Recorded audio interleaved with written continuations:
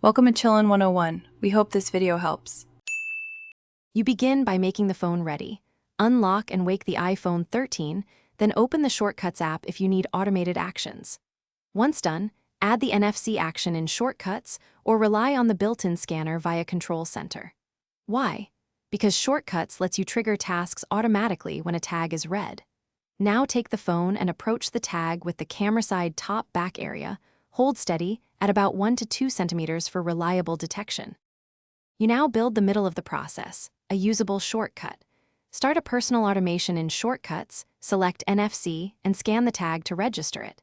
Then add the sequence of actions you want: open an app, open a URL, set a focus profile, or run a script. Make sure to disable Ask before running if you want the tag to trigger immediately.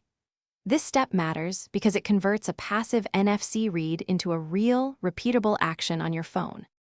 Finish by saving the automation and performing multiple real-world tests. Tap the tag to the top-back area and observe the result. If it works, great.